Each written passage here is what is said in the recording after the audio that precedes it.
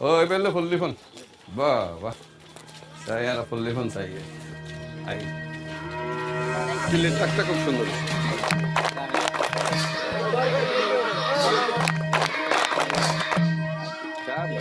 মাননীয় প্রধান অতিথিকে তুলে দিয়ে বহন করবেন আমাদের ছোট বোন Munni. He is a mythical figure in his home country of Bangladesh. And he is received with equal admiration by kings and queens, presidents and prime ministers around the world. He is the most unlikely of combinations, a revolutionary banker, a man who has loaned billions of dollars to millions of poor people, all of it without any collateral.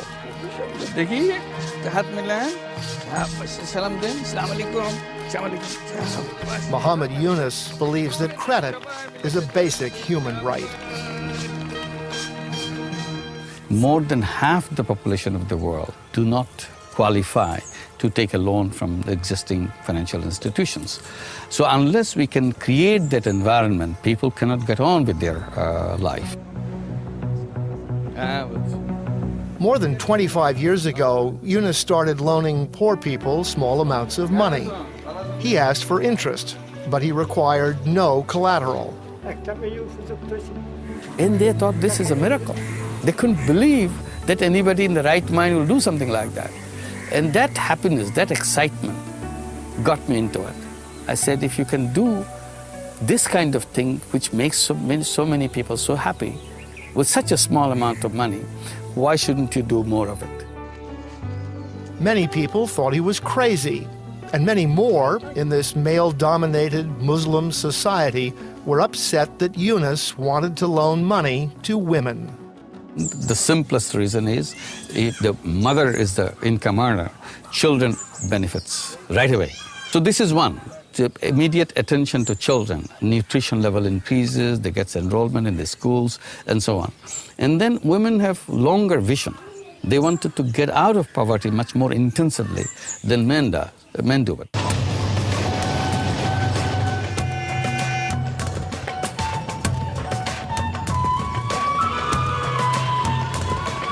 It all began here in the mid-1970s, in the port city of Chittagong, Bangladesh.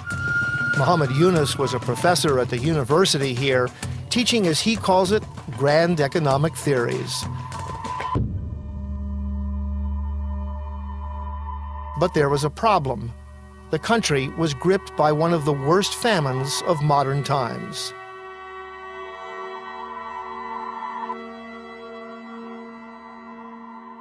You walk out of the classroom and you see people dying around you. He or she used to be a very healthy person, but because she cannot get a handful of rice, she's slowly sinking. Every day you are inching towards your death and you look very helpless. You don't know what to do. So you ask yourself, what is this arrogance about the knowledge that you have if it is not of some use to a dying person? Disillusioned with the gap between his teaching and the reality of death on his doorstep, Yunus went to a nearby village to ask the poor what they needed. And finally, when the list was complete, there are 42 names on that list, and the total money together they needed was $27. And that was the shock of my life. He gave these poor people the $27 out of his own pocket, which they used to start small businesses such as preparing rice for market. He told them they could pay him back in small installments whenever they had the money. It seemed like such a good idea, he went to a bank to ask why they didn't loan money to poor people. He was bluntly told that without any collateral, loans were impossible. The whole principle of conventional banking is the more you have, the more you get. I said the logical thing would be less you have, the more attention you should get. And if you have nothing, you are the one who should get the highest priority.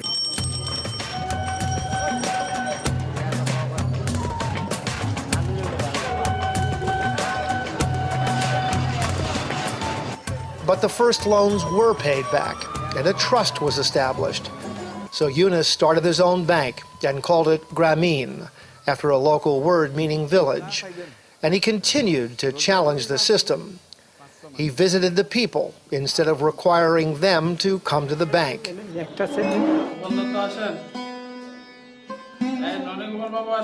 And he wanted to change a system which was set up for men only. His new rules turned the banking system upside down. When I was asked, why did you do that? Why did you turn it around like this? I said, for a simple reason, because I saw the conventional banking standing on its head. So I turned it around so that it can stand on its feet. But getting women involved wasn't easy. Thousands of years of tradition stood in the way. When we first started and started giving loans to women, men reacted very negatively. They didn't like it.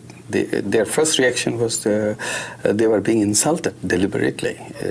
Why should they give money to women? What does she know? Mostly Muslim, many of them Hindu, living in a very conservative society, women would run away as Yunus or one of his students from the university would approach them with an offer of money and trust. And if you somehow catch one to talk to the person, she'll be shy, she'll be looking down and whispering, she'll be talking in a whispering voice. Daily thinking sole motamuti ata blows sole ta grazon sole. Tonar fo amay lahapara goreni. Baran manye gore. It's been a long, slow process of change, but today, 95% of Grameen's borrowers are women. At first, we didn't take the loans. People said many things about Grameen Bank, and we were afraid. We didn't take any money, but slowly our confidence grew, and we would go and see what the gentleman had to say. The gentleman said how this would improve our families. Slowly, we gathered courage and said, "Sir, we want to get involved." With the money that I took from the bank, I go to the market and buy rice and work with it. I have no fear now. I had fear before, but not now. It's a mutual trust between the lender and the borrower, which keeps us moving. Because otherwise, we don't have any legal instrument to kind of scare them that if you don't pay back, we are going to take you to the court or something like that. There isn't any. And they find it convenient. We make it extremely convenient to pay back because we come to your place and you pay in tiny, tiny installments. All of this unconventional thinking might make Muhammad Yunus a radical, but he doesn't like to be labeled. Whether I'll be called a radical or a conservative or a liberal or a fundamentalist, I don't know. And yet this mild-mannered man has written these words. I wanted to create some panic in this unjust system. I wanted to be a stick in the wheels that would finally stop this infernal machine. His brother, Jahangir, says Yunus was always different than other people. He has always something different in thinking. He doesn't see a problem like a common person in Bangladesh. He has a different outlook. He has a different view, and he has a terrible capacity to develop a solution of a problem. So it doesn't surprise me that he came with a new idea in the banking sector.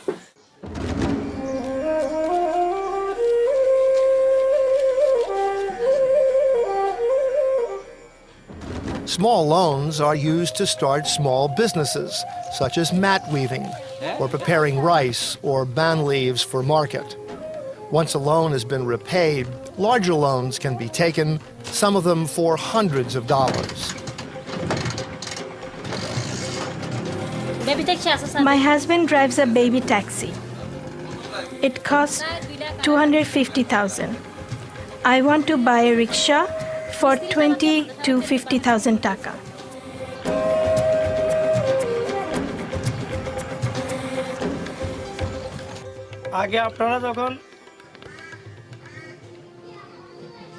From the beginning, the payback rate has been astonishing, more than 95%. But more important is something which can't easily be measured: the rise in self-esteem which comes with the repayment of a loan. The transformation that takes place in that person is amazing. She starts looking at her that I was nobody at the beginning of the period. Now I'm somebody. I can conquer the world if I want to. Grameen Bank has grown today into a huge bureaucracy, but one that works due to meticulous organization. More than 75,000 centers, such as this one, loan $1 million a day. The small experiment, which began in Chittagong in 1976 with Yunus and a few students, now looks like this. 500 staffers serving 176,000 members in the Chittagong area alone. Although it was established with the help of grants and loans from development organizations, Grameen Bank is now self-sustaining. And the microcredit movement it founded has been replicated throughout the world, in places as different as Vietnam and the United States. But along with the successes came the inevitable criticisms. After all, Yunus has challenged the very foundation of the international development and banking worlds. Interest rates are too high, the repayment rate has been overstated, and microcredit doesn't reach the poorest people. Yunus shrugs off the criticisms as being wrong and missing the point in general. I never sold it, I never presented it as the solution. Microcredit is the solution. Microcredit is a central role to play, but it cannot solve all the problems. My suggestion is try everything. Don't give up on anything, but never forget microcredit.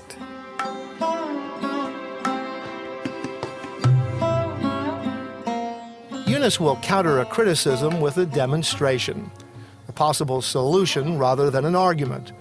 So to combat the latest charge that his microcredit system doesn't reach the poorest people, Yunus is experimenting with a new loan program for the poorest of the poor, beggars.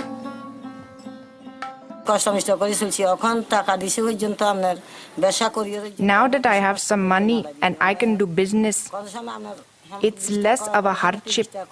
I sell goods sometimes for 20 takas, sometimes for 30 takas. I have a lot of hardships, and I am a poor woman.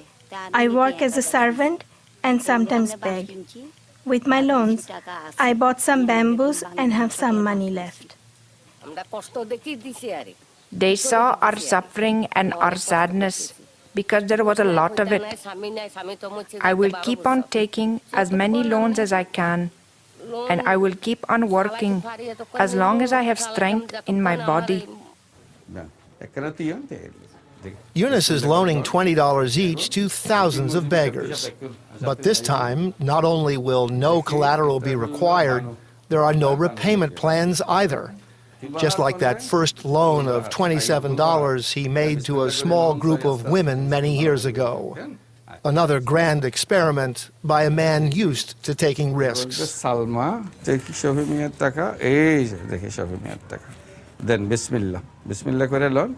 Niya. Eta buje legen. Kemon? Acha. Thik ache. Assalamu alaikum. Here in Bangladesh, microcredit has moved beyond simple loans to become an entire social revolution.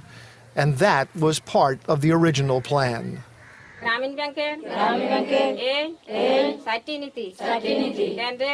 When each meeting begins, all members must recite 16 disciplines, which include resolutions not just about hard work and responsibility, but about nutrition, education, sanitation, and justice.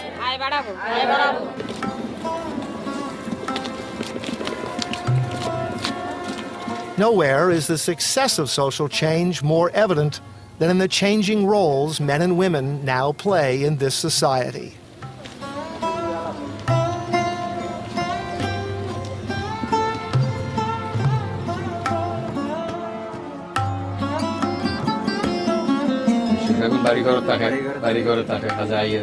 It's amazingly satisfying thing that when I come to a village and talk to the women who joined Grameen Bank 15 years, 20 years back, not only you see their faces and what they wear, how they live, and most of all, looking at the children. The amazing children now, they are in school, little kids in 5th grade, 6th grade, in colleges. Suddenly you become very optimistic.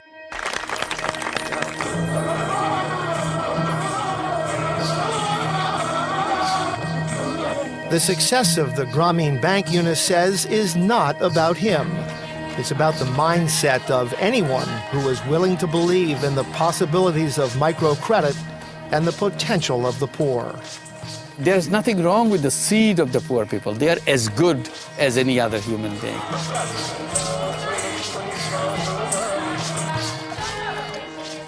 This is something which has impact on everything else. It impacts on education, it impacts on health, it impacts on empowerment of women, it impacts on children.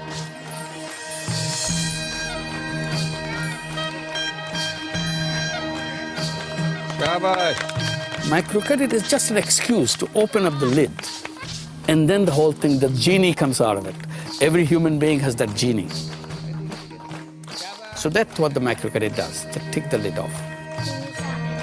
Shabash. Iki, nambole. Ina pe complex bag. Apne? Complex bag.